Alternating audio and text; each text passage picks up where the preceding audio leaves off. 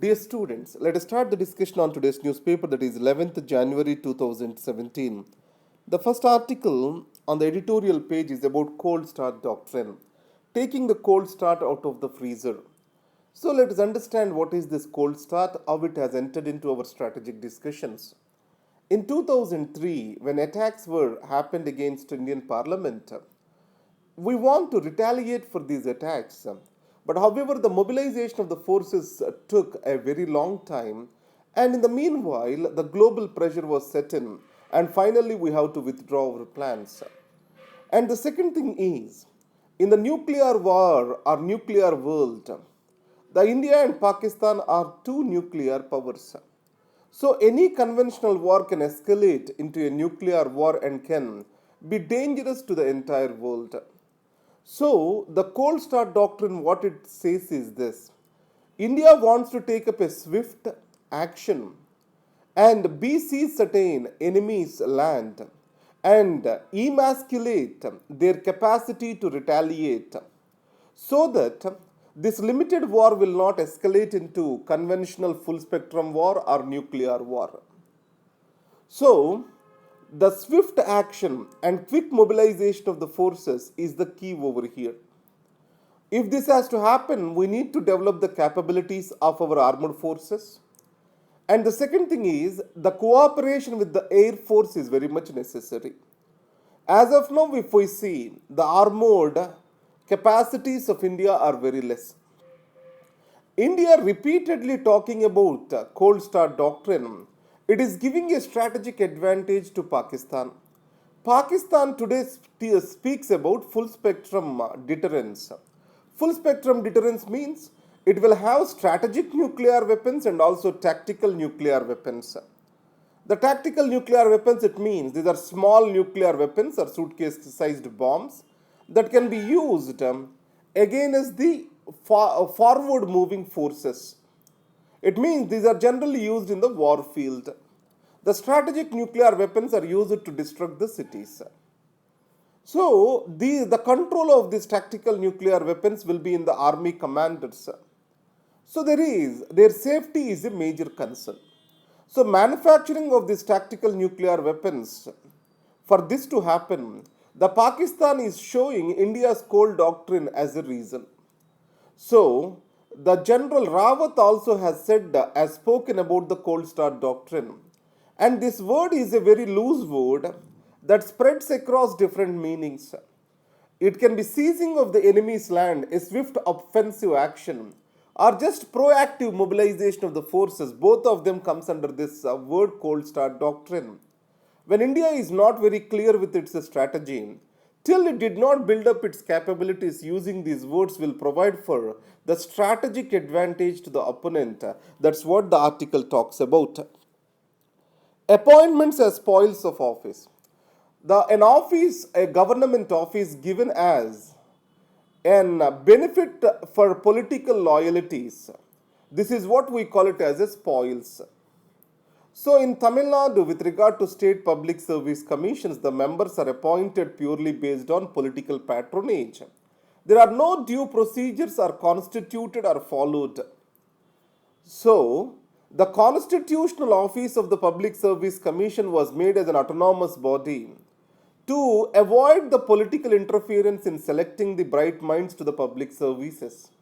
But however, the politicization of the appointments itself is creating a rot in the system. So every state government shall ensure the independence of these offices with able people with highest integrity. The great American election hack. Now, yesterday we have seen one article. It is a regular practice for the West to interfere with the elections of the developing countries. And US also has regularly interfered in the elections in the United States and Central Asian countries to gain its stronghold or to gain its choice. Now, United States also is a victim of the same thing. With the order from the highest level in the Russia, the Democratic candidates and our campaign managers' email accounts were hacked. So, the President Obama has reacted to this and he has excelled or expelled 35 members of America, that is Russian diplomats, the Russian diplomacy corps to the from the United States. So here, what are the reasons for the loss of Miss Clinton? One is the immigration fears, and the second is the economic resentment or loss of jobs, and increasing immigration into United States has created a sense of insecurity among the working class. These were very smartly highlighted by Mr. Donald Trump, and he took the advantage of this. To an extent, that hack might have deepened the fears of the people that Miss Hillary Clinton is over connected, and she may get influenced by the Wall Street, and to an extent she is non dependable. This kind of opinion was built into the minds and it got exaggerated because of this hacking. So we are living in a post-truth era where the fake news, hacking, etc., is going to be a greatest threat to the liberal democracies. And added to that, I want to put in the governance perspective. After a good governance era has come into existence, the global politics can be better described as the good governance politics. Aid agencies, US Aid, World Bank, IMF, all these agencies are functioning with a single agenda to influence the policies and programs of developing and underdeveloped countries to the advantage of the West. Now, stemming the moral rot within. Before discussing this article, it's a very poorly written article. Now, how one shall not write an essay, you can identify from this. Now, from the start to end of the paragraph, he wrote one single sentence. Now, read this article and read the other articles. Then you can find a clear difference. Or read yesterday's article and today's article, you can find a clear difference. When you write simple sentences, straight sentences, and the length of the sentence, if it do not cross 25 to 30 words, it is easy to understand and read. But reading of this kind of article becomes very much difficult. So most of the students, when they write the essay, they does the similar mistake. They take the same approach of writing an essay. So whatever be the case, let's come to the discussion. Now, why this such misogynist behavior exists among the Indian minds? Why women is getting harassed on the roads, in the houses, everywhere? The first thing is the role modeling in India by the male. It sees the woman as a subordinate being. So the father has behaved this way, so I have the right to behave the same way. And globalization has worsened these fears. The pornography, objectification of women, all these have women trafficking, all these have got worsened in the era of globalization. Then how we shall fight this menace? From very early school, we have to nurture a character in the elder boys. As a boy is shifting from boyhood to the manhood, he shall be clearly given an education about the gender equality and sensitized about the gender. And tough laws alone are not sufficient. Effective implementation of them is necessary. For this to happen, we need sensitized law enforcement officials. So then only we can fight this menace and provide for the safe public spaces to the women. So see this, you don't need to use the vocabulary as used in this article. This flowery language is not necessary. That's why keep yourself away from these articles, just taking the essence of them. Don't take these as examples to write an essay. Reaching out to Africa. Now, India Africa summit is a regular exercise. Already 2 or I think 3 summits are being done, if I am not wrong. And Prime Minister also made a visit to Tanzania, South Africa, Kenya. And in this, so with regard to the pulses import, many other agreements have come up. So Africa can be a trusted partner for India in development. And Indian companies already have started their investments in Africa. And African leadership is also proactively supporting the same. So the Kenyan president is an example for this. And East African group, it has been a successful economic group. And India can engage this much in a much deeper manner to gain out of the economic union developing over there.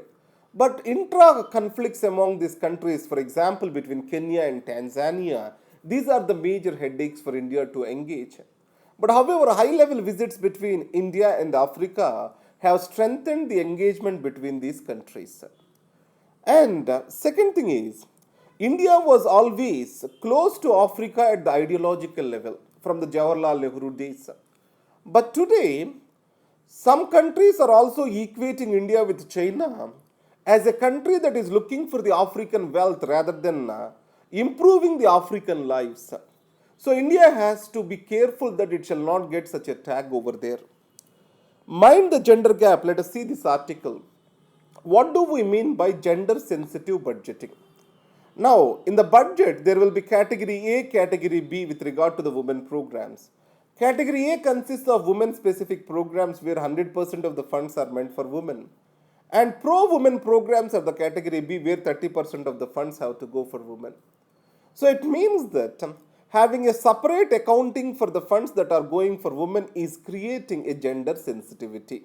And also, the governmental agencies are becoming conscious about the spending. But there is a problem. Now, you know that the Sustainable Development Goals stresses on gender equality. The gender equality have very positive outcomes on environmental protection, development, and also empowerment of the citizenry. So there is a huge positive impact on the society, the gender diversity and equality. So, how to mainstream this for the development is the major question. Now, violence against the women, especially declining sex ratios, domestic violence, unsafe public spaces, all are hindering our equal participation in social and economic life. And sanitation, drinking water, and giving the choice to the women on these matters will create an empowerment. And they have positive synergies with each other. Health, education, all these have positive synergies with each other. And that is being shifted towards the women. The society will get better developmental effectiveness. So, the gender budgeting has to evolve further to provide for these synergies and interconnectedness between various activities undertaken by the government. Now, coming to the front page, the civil society is there in our syllabus. NGOs, non governmental organizations, there is very much poor accountability, no accreditation agency for them. Among more than 2 million NGOs, just 3 lakhs of NGOs file their annual income tax returns. As in the governance era, civil society is also a participant. Accountability of the civil society is very much important. General financial rules were framed, but however, government is also ignorant of existence of these rules itself.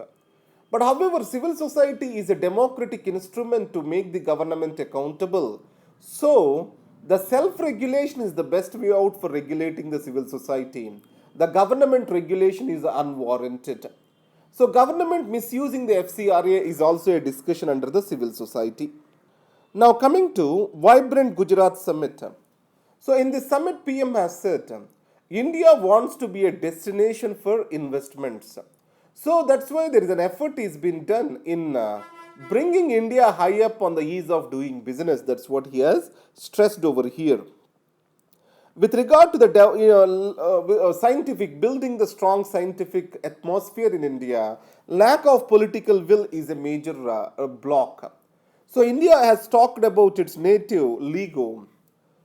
That is, after the gravitational waves are discovered, India wanted to establish its neutrino observatory, LIGO, etc. Finally, they did not move forward. And coming to the world, that is, Mr. Corbyn, the leftist leader and the leader of Labour Party in UK, is talking about wage caps. It means that what maximum a person can earn as a wage, the highest limit a person can earn as a wage has to be limited. Why this suggestion has come up? When the economic recession is on, most of the banks which have gone through the irresponsible lending and responsible for this, their CEOs have taken greater paybacks and bonuses irrespective of the collapsing of their banks. And the CEO salaries are always going up irrespective of the performance of the organization. And inequalities are also rising. The highest paid to the lowest paid member, if you see the ratio, it is increasing over year and year in the era of globalization. Once the inequalities increase in a society, the stability of the society comes under threat. So that's why Corbyn has proposed for the same. And then I gave you the news and the questions. Please go through that. And thank you very much and all the best. And a small announcement for you. From tomorrow, I am taking a break. And there is a big festival in South India, that is Sankranti. In Tamil Nadu, it has been called as Pongal. I'm going to my native place for this festival. So I may not be able to upload the videos. Once I come back, I will restart this again on 17th. And thank you very much for this help. And please consider my request. Thank you very much. All the best.